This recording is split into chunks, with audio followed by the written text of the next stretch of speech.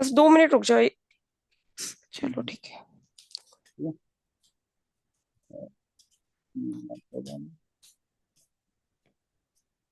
देखो हम लोग स्टार्ट कर रहे हैं UN, basically unified plant management. तो हमें पहले इसकी जरूरत ही क्यों पड़ी? एक, हम्म। मैं हमारे पास में सपोज मैं एक सिनेरियो ले लेता हूँ। MS10,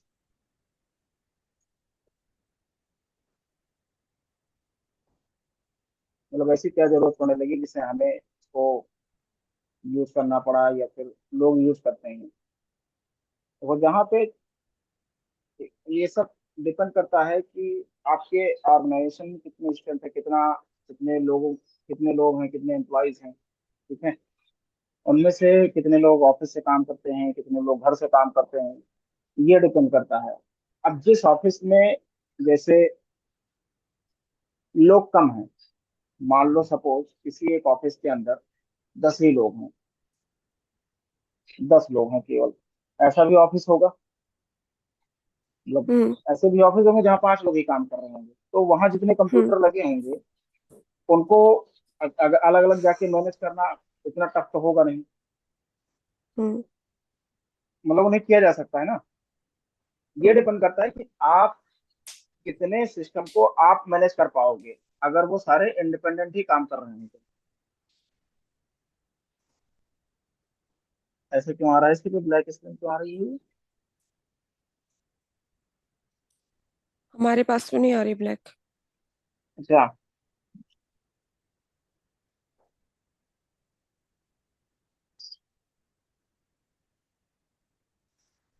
हो हो गया? आ गया? राघवेंद्र, गया। दिखने लगा ना? अरे स्क्रीन दिख रही है कि नहीं? हेलो। तुम लग रहा है बहुत, मतलब नेटवर्क तुम्हारा जो है ना वो सही नहीं है। हाँ, नेटवर्क थोड़ा सा, लेकिन हाँ दिख रहा है, 10 लॉग लिखा है और अभी हाँ हाँ, ठीक जो है ठीक है, कर्सर चल रहा है। ठीक कोई है। नहीं। तो अब इसमें क्या है कि ये डिपेंड करता है कि कितने मशीन को तुम्हारे यहाँ जो आईटी वाला होगा, या फिर इतनी कम स्ट्रेंथ होगी तो जाहिर सी बात है आईटी वाला कोई भी पर्सन नहीं होगा वहां पे। लेकिन हम मैनुअली जाके इन 10 सिस्टम को अगर 10 लोग हैं, 5 लोग हैं, इवन मैं कहूँ कि 15 लोग हैं, तब भी हम मैनेज कर लेंगे। 20-25 लोग भी मैनेज हम्म। कर लेंगे। ठीक है। हम्म। कि अलग अलग जाके अगर हम उस पे ये कहना है कि किसी का नोटपैड बंद कर दो, किसी में पेंट नहीं ओपन होना चाहिए, किसी के सिस्टम पे स्क्रीन कैप्चर नहीं होना चाहिए,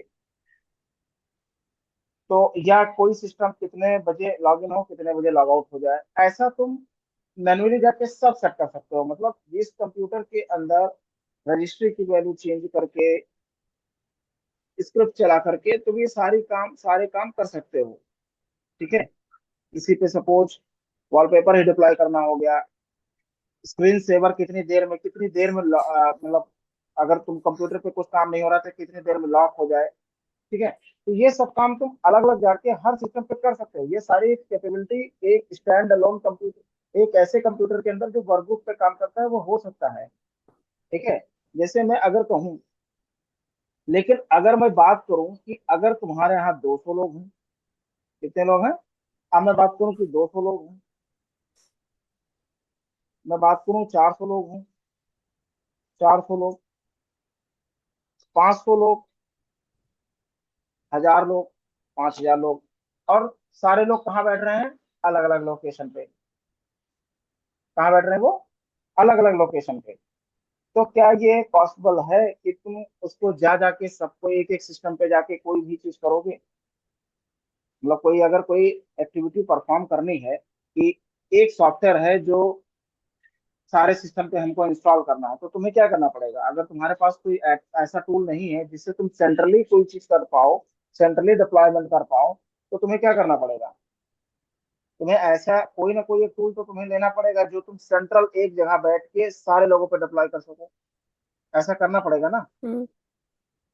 हम्म। तो अब अपने पास में अभी तक क्या था कि बहुत सारी कंपनीज जो है वो एक्टिव डायरेक्टरी यूज करती हैं इसके लिए। क्या यूज करती हैं? एडी सर्वर यूज करती हैं। इसको मैनेज करने के लिए क्या हुआ कि जो एक सर्वर बनाया गया, ठीक है। अब वो एक लिनक्स का सर्वर भी हो सकता है, ठीक है, विंडोज सर्वर हो सकता है। उसमें एक सर्विस होती है, एक फीचर होता है जो क्या बोलते हैं उसको, एक्टिव डायरेक्टरी। एक्टिव डायरेक्टरी में एक्टिव डायरेक्टरी में तुम क्या कर सकते हो, यहाँ से यूजर्स एंड कंप्यूटर को यूजर्स एंड कंप्यूटर्स को मैनेज कर सकते हो, ठीक है। क्या कर सकते हो? Manage manage from central point. PPT में बना दूंगा अभी सारे, ठीक है। जो नेक्स्ट टाइम लूंगा सब में मैं पीपीटी से करूंगा। और एक सेंट्रल पॉइंट से तुम सारा काम कर पाओगे। इससे अगर तुम्हारा एक एडी सर्वर है, मैं क्या करता हूँ कि मैं एक सिनेरियो बनाता हूँ, तो यहाँ से तुम यूजर्स को, कोई यूजर क्रिएट करना हुआ, तो अब उस यूजर को हम सर्वर से ही कनेक्ट कर देंगे और क्या करेंगे, कंप्यूटर पे जाके उसको लॉग इन करा देंगे, ठीक है। अब मैं एक सिनेरियो बनाता हूँ यहाँ पे, एक सिनेरियो बनाता हूँ ऐसा, ठीक है। ये एक मैंने एक राउटर लिया, ये एक मैंने स्विच लिया, ये मैंने लिया जो एक ऑर्गेनाइजेशन लेवल पे काम करते हैं लोग, ठीक है। ये मैंने दो एल्टो स्विचेस लिए, और अब मैं यहाँ पे एक ले रहा हूँ सर्वर, एक सर्वर ले लूंगा मैं। ये बाकी कंप्यूटर्स हैं, मैं लिख दे रहा हूँ जी, ठीक है।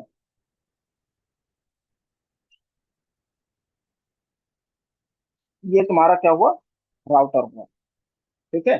कहीं कहीं राउटर यूज करते हैं, कहीं पे ये हुआ तुम्हारा L3 स्विच हुआ, ठीक। ये तुम्हारा क्या हुआ, L2 स्विच हुआ।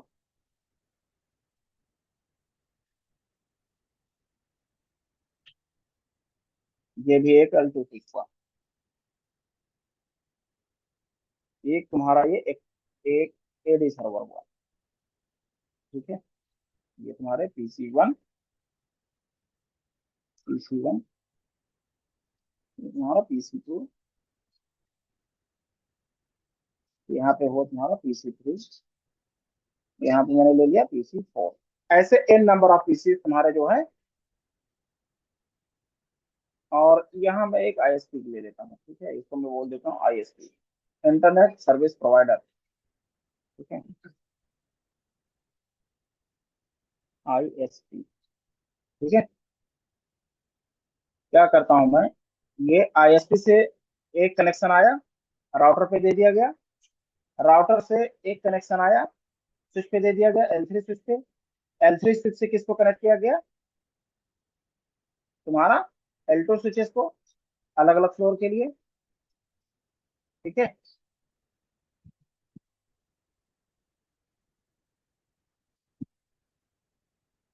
तो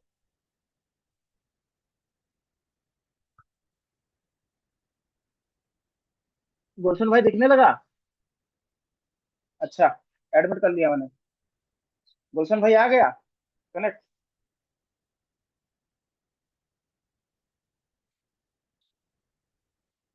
हेलो,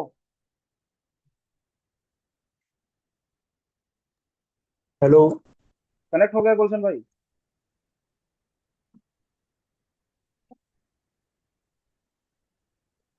गुलशन का कनेक्ट तो हो गया है, ठीक है। हाँ राघवन, ठीक है। देखो, अब ये एक सिचुएशन ऐसी थी कि अपना पूरा मतलब एक कंपनी चलती कैसे है, एक आईएसपी का कनेक्शन लेगा, एक इंटरनेट कनेक्शन लेगा, अपने यहाँ राउटर लगा देगा, एक L3 स्विच लगाएगा, हो सकता है L3 स्विच ना भी लगाए वो, ऐसा भी कर सकता है वो, ठीक है। अगर छोटे एक मान लो कम लोगों की कंपनी है, तो क्या करते हैं, एक स्विच से दूसरे स्विच को अपलिंक दे करके भी काम चला सकता है वो। तो अब बाद में ये ऐसा सिनेरियो बना, पहले मैं इसको कनेक्ट कर देता हूँ एक स्विच से, ये तुम्हारा एडी सर्वर कनेक्ट हो गया, एक पीसी भी कनेक्ट कर लो, चलो एक इसको कनेक्ट कर लो, बाकी को दूसरे स्विच से कनेक्ट कर लो। ये मैं फ्लोर वाइज कह रहा हूँ कि सपोज एक पीसी तुम्हारा इस फ्लोर पे है, एक दूसरे फ्लोर पे है, ठीक है। मैं इसको फ्लोर वन कर देता हूँ।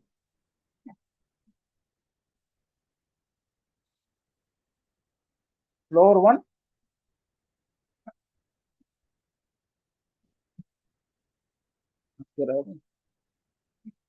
ठीक है, देखो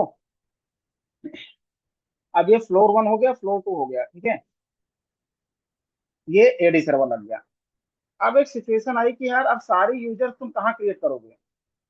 सारे ये बात जब बाय डिफॉल्ट क्या होगा, ये कंप्यूटर जो कनेक्ट होंगे, इनको इंटरनेट जब मिलेगा तो ये कैसे चल रहे होंगे? ये अपने आप में ऐसी सिचुएशन में चल रहे होंगे। दिखाता हूँ मैं तुम लोग को एक कमांड जो मैंने बहुत पहले भी बताई है, sysdm.cpl। ठीक है, शॉर्टकट है इसका। तुम इस सिस्टम की प्रॉपर्टीज पर डायरेक्ट आ जाओगे और यहाँ से कंप्यूटर हार्डवेयर सिस्टम प्रोटेक्शन, ठीक है। तो ये रिस्टोर पॉइंट क्रिएट करने के लिए भी यहीं से होता है। तो बाय डिफॉल्ट क्या होगा कि अब इसको चेंज किया गया। अब चेंज करने के लिए यहाँ पे एक ऑप्शन आया कि तुम्हारा कंप्यूटर नेम एक तो आ गया, इसे यहाँ होस्ट में होस्ट चेंज कर लो। और एक है बाय डिफॉल्ट वर्क ग्रुप। समझ रहे हो? बाय डिफॉल्ट सारे सिस्टम क्या होते हैं, वर्क ग्रुप पे होते हैं। वर्क ग्रुप मतलब है कि तुमको सारे सिस्टम पे कोई चेंज करना पड़ेगा तो इंडिविजुअली हर सिस्टम पे जाना पड़ेगा। लेकिन एक एडी सर्वर लगाने की वजह से हमने एक क्या अचीव कर लिया कि अब मैं सारे कंप्यूटर को कहाँ से कंट्रोल करूंगा? एडी सर्वर से, एक सेंट्रल सर्वर से करूंगा, जिससे मैं सारे ही कंप्यूटर्स और यूजर्स को कंट्रोल करूंगा। ठीक है। अब ये क्या हुआ कि जब ये एडी सर्वर कॉन्फ़िगर किया जाता है तो उसमें डोमेन सेट किया जाता है। डोमेन का मतलब है कि कोई कहे कि यार ये मेरा डोमेन है। डोमेन मतलब हो कि वो उस पे तुम्हारा जो है, अब तुम जो उस पे कंट्रोल कर सकते हो। एक एक तुम्हारा एक एरिया है जिस पे तुम्हारा पूरा कंट्रोल होगा, तुमने अपनी अपनी पॉलिसी उस पे लगा के रखी हुई है। ठीक है, तो जब एडी सर्वर कॉन्फ़िगर किया जाता है तो वहां पे एक डोमेन नेम मांगता है कि तुम्हें डोमेन नेम सेट करो। तो सपोज मैंने एक डोमेन नेम सेट कर लिया था XYZ.com। ठीक है। अब मैं XYZ.com जो है ये मैंने एडी सर्वर पे कॉन्फ़िगर जब किया, अब मैं क्या करूंगा कि ये जो XYZ डोमेन होगा ये सारे को ही कंट्रोल करना शुरू कर देगा जब मैं इसको कॉन्फ़िगर करूंगा। फिर क्या होगा? अब क्या होगा कि अब इसको कंट्रोल करने के लिए सबसे पहले इस इनको तुम अपने सर्वर पे ऐड भी तो कराओगे। भाई अपने आप तो सारे ऐड नहीं हो जाएंगे। तो हर ऑर्गेनाइजेशन में क्या होता है, एक सेंट्रल पर्सन होता है जिसका एक काम यही होता है कि वो पहले इसको एडी ज्वाइन करा के, यूजर को उसका लॉगिन बता के, ठीक है, उससे उसका पासवर्ड सेट करा के यूजर को दे देते हैं। ठीक है। और जब भी वो भूलता है तो एक सिंपल एक मेल कर देता है या फिर किसी भी कम्युनिकेशन मीडियम से वो बता देता है कि मेरा जो है पासवर्ड ये ले नहीं रहा है, कि तुम मेरा पासवर्ड रीसेट कर दो। तुम्हारे पास एक ऑप्शन और रहता है कि खुद से रीसेट कर लो, लेकिन मोस्टली कंपनीज क्या करती हैं तो उसको खुद से रीसेट करने की परमिशन नहीं देती हैं यूजर को। ठीक है। तो उसको सेंट्रल से एक सर्विस डेस्क का बंदा होता है जो आईटीएसएम का बहुत बड़ा पार्ट है। ठीक है, कि तो एक बंदा ऐसा होगा जो उसी काम को केवल करेगा। उसको आएगा, उसको टिकट आएगा कि यार इनका पासवर्ड जो है वो अब काम नहीं कर रहा है, अब इनका पासवर्ड रीसेट करके दे दो। तो वो इसी एडी सर्वर से क्या करेगा, यूजर का पासवर्ड रीसेट कर देगा और उसको किसी कम्युनिकेशन मीडियम से उसको उसका पासवर्ड दे देगा, ताकि केवल उसी को पता रहे। ठीक है। अब वो मेल के थ्रू भी दे सकता है, लोग टीम्स के चैट पे भेज देते हैं पर्सनली उसी को। तो उसके लिए क्या करना पड़ेगा, तुम्हें डोमेन ज्वाइन कराना पड़ेगा। क्योंकि ये मेरा कंप्यूटर जो है वो क्या है, होम है। क्या है ये? होम सिंगल लैंग्वेज का है ये। तो होम सिंगल लैंग्वेज में क्या करता है, ये डोमेन को ज्वाइन कराने नहीं देता है। अभी मैं प्रो वाला ओपन करके दिखाऊंगा कि उसमें कैसे होता है। ठीक है।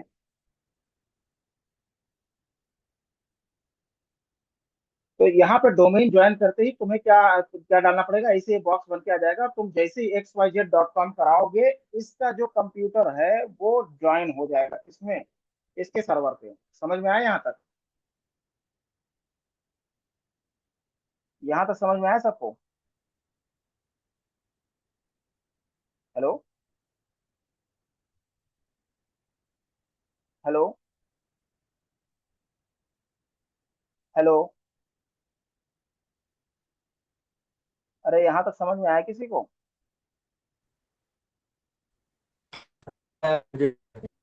अच्छा, ठीक है, मतलब बोल दिया करो बीच बीच में। क्या पता कि यहाँ से कोई आवाज आ ही ना रही हो और मैं खाली बोलता रहूं। ठीक है। तो जैसे डोमेन ज्वाइन करा दोगे, उसका कंप्यूटर अब वो वर्क ग्रुप नहीं रहा, अब वो किसी के नियंत्रण क्षेत्र में आ गया। किसमें आ गया? किसी एक सर्वर के कंट्रोल में आ गया। अब जो काम करना होगा वो सर्वर करेगा। मतलब उस कि कोई भी पॉलिसी लगानी होगी, चाहे वो यूजर लेवल पे हो चाहे वो कंप्यूटर लेवल पे हो, पॉलिसी लगती है दो लेवल पे, यूजर लेवल पे और कंप्यूटर लेवल पे। ठीक है। कंप्यूटर लेवल पे जिसको नाम दिया जाता है कंप्यूटर में, एक आता है यूजर कॉन्फ़िगरेशन करके आता है। जब भी तुम एमएसटीएससी को, एमएसटीएससी बोल रहा हूँ मैं, ये जीपी डेट ये सब ओपन करते हो ना, एक होता है कि यूजर कॉन्फ़िगरेशन, एक होता है कंप्यूटर लेवल पे कंप्यूटर कॉन्फ़िगरेशन। ठीक है। सॉफ्टवेयर से रिलेटेड जितनी भी चीजें रहती हैं, सबके अपने क्राइटेरियाज हैं, कौन कौन से किस पे क्या काम करेगा, वो डिपेंड करता है कि कॉन्फ़िगरेशन। ठीक है। अब तुम कैसा, जैसे ही कंप्यूटर इस पे ज्वाइन होता है, दोबारा वो कंप्यूटर हो जाता है अपने आप में, ये कौन है? अच्छा ज्योतिष। ठीक है। दोबारा अपने आप में क्या होता है कि अब तो उसके कंप्यूटर उसके आ गए। अब जब लॉगिन कराने का होता है ना, तो जैसे यहाँ यूजर नेम और पासवर्ड नहीं आता है कि तुम लोग कंट्रोल आर्ट डिलीट करते हो तो लेफ्ट हैंड साइड पे यूजर्स एंड कंप्यूटर्स आ जाता है। तो तुम जब ज्वाइन कराने जाओगे तो वहाँ अदर यूजर का एक ऑप्शन आ जाता है। जैसे तुम लोग पहले भी बनाए हुए हो कि कुछ भी एडमिन का अकाउंट नाम बताते हो, एक वो आ जाता है, एक दूसरा आ जाता है कोई। जब जब जो डोमेन ज्वाइन करा चुके होगे तो यहाँ पे एक तो एडमिन अकाउंट का खुद का आएगा पहले से, कंट्रोल और डिलीट करने पे। दूसरा एक ऑप्शन आएगा अदर यूजर पे, तो अदर यूजर पे क्लिक करने करने पे वहां पे यूजर नेम जो पासवर्ड है,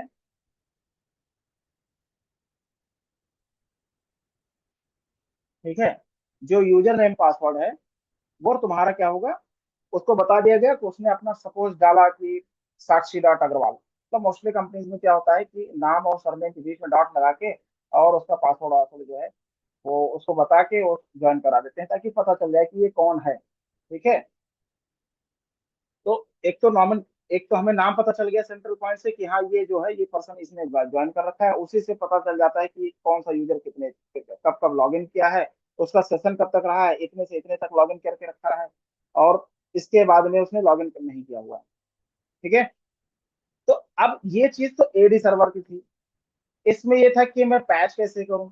अब पैच करने के लिए एक नया सर्वर अपडेट किया गया। यूजर वाला तो समझ में आ गया कि हाँ अब एक सेंट्रल सर्वर हो गया जो अब सारे को कंट्रोल करना शुरू कर देगा। लेकिन अब एक प्रॉब्लम ये आई कि इतने सारे कंप्यूटर्स हैं, इनको अपडेट कैसे मिलेगा? क्या प्रॉब्लम आई? अपडेट कैसे मिलेगा? सपोज एक सर्वर मैंने और कनेक्ट किया जिसका जो होता है विंडोज सर्वर अपडेट सर्विसेज। ठीक है। एक डब्ल्यू सर्वर होता है, डब्ल्यू सर्वर। ठीक है। इसका काम ही यही होता है कि जितने भी विंडोज के सिस्टम्स हैं, जितने विंडोज के सिस्टम्स हैं, इनको क्या करना होता है, हमें पैच अपडेट करना होता है, इनके इनके सिक्योरिटी पैच, इनके ड्राइवर अपडेट। ठीक है। तो रोल बैक अपडेट, मैं यहाँ एग्जांपल भी दे देता हूँ, बहुत सारे होते हैं इसमें। जैसे तुम्हारा देखो, टाइम टू टाइम ड्राइवर भी अपडेट होना चाहिए, टाइम टू टाइम इसके सिक्योरिटी पैच भी अपडेट होने चाहिए, सिक्योरिटी अपडेट जो आना चाहिए। ठीक है। ड्राइवर अपडेट, सिक्योरिटी अपडेट, ये सारी चीजें क्यों होनी चाहिए? ये होनी इसलिए चाहिए क्योंकि आज के डेट में जो तुमने सर सिक्योरिटी अपडेट किया है, और हमारे आसपास मतलब ऐसे भी लोग हैं यार जो हमसे ज्यादा होशियार हैं, वो क्या करते हैं कि इस सिक्योरिटी पैच का वो एक्सपायर ढूंढ लेते हैं पहले ही, टाइम टू टाइम लेके क्या करते हैं उसका एक एक्सप्लॉइट ढूंढ लेते हैं, जिसका कोड यूज करके वो क्या करते हैं, इसको अटैक कर सकते हैं। एक सिस्टम पे अटैक करने के बाद में वो पूरे नेटवर्क में जितने सिस्टम थे उनको कंट्रोल करना वो शुरू कर सकते हैं, जो सी टू सी कनेक्शन एक बना लेना, या कोई एक सिस्टम पे करके रैंसम फैला देना पूरे नेटवर्क में, ओवर द नेटवर्क। क्योंकि जब मैं एक सिस्टम पे आ गया ना तो मैं सारे सिस्टम को धीरे धीरे, क्योंकि मैं तो उस नेटवर्क में पहुंच गया, तो इसीलिए time to time security patch update करना होता है। और लेकिन चेक करके, कहीं वो ऐसा तो नहीं कि वो अभी टेस्टिंग इसकी चल रही हो माइक्रोसॉफ्ट से। ठीक है। अब हम क्या करते हैं, उसके बीटा वर्जन ही उठा के अपडेट कर दिए तो पता लगा सारे सिस्टम पे प्रॉब्लम होनी शुरू हो गई, क्योंकि यहाँ काम बल्क में भी हो रहा है। जैसे एक सिस्टम पे गलती करोगे तो वो एक बार को चल जाएगा, लेकिन ऑर्गेनाइजेशन लेवल पे जब तुम 300 400 500 कंप्यूटर 1000 कंप्यूटर को एक साथ अपडेट करोगे, तो वहां बहुत बड़ी प्रॉब्लम हो जाती है कि एक गलत अपडेट वो पूरा ही जो है तुम्हारा जो है सिस्टम क्रैश कर देगा। इसका एक एग्जांपल हाल फिलहाल में कौन सा था, मुझे लगता है गुलशन भाई बढ़िया बता देंगे कि एक गलत अपडेट, अब वो सॉफ्टवेयर की वजह से हो, किसी किसी विंडो माइक्रोसॉफ्ट की अपडेट की वजह से हो, लेकिन बहुत बड़ा क्राइसिस था वो। कौन सा था बताओ?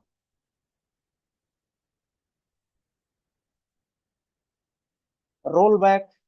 बताओ तब तक, मतलब सोच के बताओ कौन सा था कि जो जिससे बहुत बड़ी प्रॉब्लम हो गई।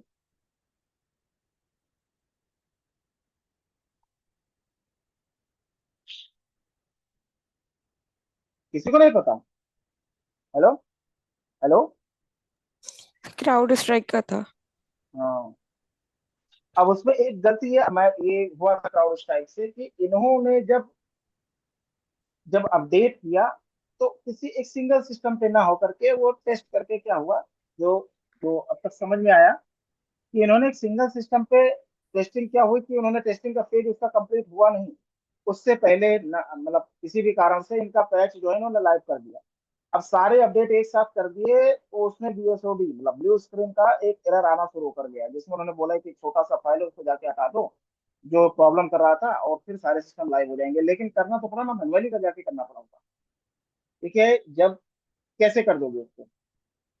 अगर वो एक बार सिस्टम बंद हो गया, जब तक वो नेटवर्क पे नहीं चलेगा, सिस्टम अप नहीं होगा, तब तक कैसे तुम उसको काम कर लोगे? तो ये एक यही चीज होती है कि जब सिक्योरिटी पैच अपडेट होते हैं तो वो काम करता है, ये सारे अपडेट डब्ल्यू सर्वर करता है।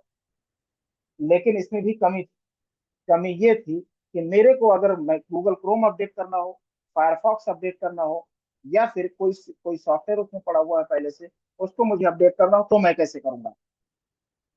जो इंस्टॉल्ड सॉफ्टवेयर हो उनको अगर मुझे अपडेट करना, उनके पैचेस करने पड़ेंगे, तो मैं कैसे करूंगा? यहाँ एक बहुत बड़ा क्वेश्चन मार्क के आया। फिर और फील्ड में, मार्केट में ऐसे भी सॉफ्टवेयर आने लगे जो इनको भी सॉफ्टवेयर इनको भी अपडेट करना शुरू कर दिया। ठीक है। और वो क्या हुआ था, उन्होंने क्या किया, क्लाउड बेस्ड कर दिया। क्लाउड बेस्ड कर दिया या फिर ऑन प्राइम पे भी इंस्टॉल करा के ऐसा सिस्टम बनाया गया कि सारे जितने भी फार लोकेशन है उनके भी सिस्टम को उन्होंने कनेक्ट कनेक्ट कर दिया। ठीक है, वो वाया रिमोट वीपीएन हो, via site to site VPN हो, उसके थ्रू उन्होंने आपस में कनेक्ट कर दिया, ताकि जो है हम इसको अपडेट कर लें, क्योंकि इसको अपडेट करने के लिए तुम्हारी कनेक्टिविटी इस डब्ल्यू सर्वर तक होनी चाहिए। ये इंस्टॉल्ड होते ही तुम्हारा जो है डब्ल्यू की पॉलिसी कॉन्फ़िगर करते ही, या फिर अभी मैं तुमको दिखाता हूँ यहाँ पे अपडेट। यहाँ जैसे ही कोई अपडेट के लिए पर्सन आएगा ना, तो यहाँ अपने आप एक पोर्शन पे लिख के आने लगता है कि मैनेज्ड बाय ऑर्गेनाइजेशन। ठीक है, क्या लिख के आने लगता है? ये मैनेज्ड बाय ऑर्गेनाइजेशन। मतलब अब तुम इंडिविजुअली ना करके अब इसको क्या करना होगा तुमको, वो एक सेंट्रल सर्वर से ही होगा। इसका फायदा क्या हुआ? इसका फायदा हुआ कि अगर तुम्हारी और तुम्हारे ऑफिस में 300 लोग, 300 लोग, 250 लोग बैठे हुए हैं, तुमने 100 एमबीपीएस का और 150 एमबीपीएस का कनेक्शन ले रखा है, ठीक है, इतनी बैंडविड्थ का, और अगर एक साथ सारे सिस्टम पे अपडेट आ गया, तो तुमको लगता है कि वो सारे सिस्टम तुम्हारा नेटवर्क चोक नहीं कर देंगे? वो नेटवर्क चोक करने का मतलब है कि तुम्हारा बैंडविड्थ ही चोक हो जाएगा। सारे बैंडविड्थ तुम्हारे ओवर यूटिलाइजेशन पे चले जाएंगे और इंटरनेट ठप हो जाएगा। कोई ट्रैफिक पास कर पाएगा वो? बताओ, बताओ। बोल ही नहीं रहा है भाई। मतलब उसको ओवर यूटिलाइजेशन, अभी एक दोबारा लिंक भेजना पड़ेगा हमको। ओवर यूटिलाइजेशन की वजह से क्या होगा प्रॉब्लम? क्या होगा प्रॉब्लम? कोई बता ही नहीं रहा है भाई, क्या हो गया? नेटवर्क कंजेशन की प्रॉब्लम हो जाएगी। हाँ। तो अगर ये प्रॉब्लम अगर हो गई तो सारे लोग क्या बोलने लगेंगे, भाई इंटरनेट बंद हो गया। लोग यही बोलते हैं सीधा कि इंटरनेट बंद हो गया भाई, चल ही नहीं रहा है, गूगल ही नहीं चल रहा है, कुछ भी नहीं चल रहा है। तो फिर क्या करोगे उस टाइम पे? तो तुम्हारे तो अब जो सिस्टम एडमिन होगा या फिर जो सिक्योरिटी जो पैच अपडेट करता होगा उसके तो, अगर नहीं होगा तो क्या होगा, वो उससे तो धुआं निकल जाएगा उसका। क्या बोलेंगे लोग, भाई इंटरनेट नहीं चल रहा है, इंटरनेट नहीं चल रहा है, वो ओवर प्रेशर्ड हो जाएगा उसी के ऊपर, सारे लोग बोलने लगेंगे। तो डब्ल्यू सर्वर की वजह से क्या हुआ कि सारा अपडेट जो भी होगा अब इसके थ्रू होगा। मैं क्या करूंगा, मैं माइक्रोसॉफ्ट से एक अपडेट, सारा अपडेट लेके आके एक सर्वर पे यहाँ पे क्या करूंगा, मैं एक एक सर्वर ऐसा बना देता हूँ जो वो फार लोकेशन पे है। और मैं इसको लिख देता हूँ माइक्रोसॉफ्ट, माइक्रोसॉफ्ट अपडेट। अब माइक्रोसॉफ्ट से अब ये एक कनेक्टिविटी ऐसे बनाई गई है, मतलब किसी एक वर्चुअल कनेक्टिविटी मैंने बना दिया है। ये डायरेक्ट तो ऐसा नहीं है कि यहाँ से तार जोड़ दिया गया है, ये ओवर द इंटरनेट जो है वो इससे आके सारा अपडेट कहाँ सिंक कर देता है, वो यहाँ लाके सिंक कर देगा, ठीक है, या शेड्यूलिंग कर देगा। मैं एक वर्ड लिख देता हूँ, इसको सिंक कर देते हैं इसको। सारा अपडेट जैसे यहाँ कोई अपडेट आता है यहाँ सिंक हो जाता है, ठीक है।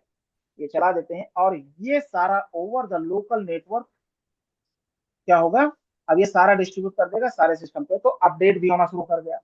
तो एक तो एडी सर्वर मैंने लगाया जिससे यूजर्स एंड कंप्यूटर सारे कंट्रोल होने लगे, और अपडेट के लिए मैंने W2 सर्वर लगाया, समझ गए। यही एक सर्वर हुआ करता है WDS। WDS सर्वर क्या होता है कि विंडोज डिप्लॉयमेंट सर्विस सर्वर होता है, इसके अंदर इसका काम ही यही होता है कि Windows deployment, WDS Windows deployment, ठीक है, सर्विसेज। तो ये क्या करता है कि तुम्हारा ये जितना भी ओएस होता है वो अपडेट कर देता है, इसको भी एक लोकल नेटवर्क में डाल देते हैं। लेकिन इसके लिए एक जरूरी होता है कि तुम्हारे पास में इसकी कनेक्टिविटी अपने आप आ जानी चाहिए। तो लोग क्या करते हैं कि एक DHCP सर्वर लगा देते हैं, ठीक है, क्या लगा देते हैं, एक सर्वर लगा देते हैं DHCP सर्वर। एक इंफ्रा कैसे चलता है वो मैं बता रहा हूँ अभी। जब इंफ्रा समझ में आएगा तब तुमको ये समझ में आएगा कि यार इसका अपडेट क्यों जरूरी है, ठीक है। DHCP सर्वर, ताकि इनको सबको आईपी भी तो मिल जाए, सारे सिस्टम को आईपी कौन दे रहा है, DHCP सर्वर। ऑटोमेटिक ऑन होगा, सबको अपनी अपनी आईपी मिल जाएगी। इसी पे सारी कॉन्फ़िगरेशन कर दी जाती है, किसको किस लैन की आईपी देनी हो, किसको किस लैन की आईपी देनी है, ठीक है। क्योंकि ऐसा भी हो सकता है कि ये इसको अलग विलेन में रखा हो, इसको अलग विलेन में रखा हो, ठीक है,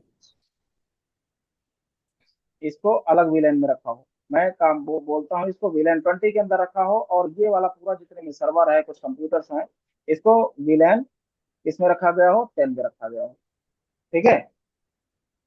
और ये L3 मैंने इसलिए यूज किया ताकि मैं इंटर विलेन राउटिंग कर सकूं, क्या कर सकूं, IVR कर सकूं, इंटर विलेन राउटिंग कर सकूं, और जिससे कि सारा कम्युनिकेशन आपस में स्टैब्लिश हो सके। इसी में मैं एक्सक्लूड भी कर सकता हूं। अब वो ओवर द सिक्योरिटी में अलग बात जाऊंगा कि कब DMG करेंगे, कब क्या करेंगे, वो एक अलग से नहीं होगा, ठीक है। अब ये होते ही जब DHCP सर्वर होगा तो सबको अपना अपना आईपी मिल जाता है, और ये सबको पता चल जाता है कि ये WDS सर्वर है जो सेम नेटवर्क में है, या ऐसा नेटवर्क है जिसकी कनेक्टिविटी आपस में कंप्लीट है। इस विलेन का इस विलेन से हो सकता है कम्युनिकेशन, इसका इससे हो सकता है। तो इससे रिचेबिलिटी जैसे ही हो जाती है, तो अपने आप यहाँ से एक विंडोज सर्विस, मतलब तुम्हें कोई पेन ड्राइव लगाने की जरूरत नहीं है, तुम्हें ऐसा कुछ कोई CD लेके जाके जरूरत नहीं है विंडोज अपडेट विंडो डालने के लिए। यही से WDS3 मैं पहले ही बता देता हूँ कि 10 डालना है, मेरे को 11 डालना है, मेरे को 7 डालना है, मेरे को कैसा भी कोई भी जो विंडोज है वो मुझे डालना है, तो ओवर द नेटवर्क में इंस्टॉल कर दूंगा, कर सकूंगा, ठीक है।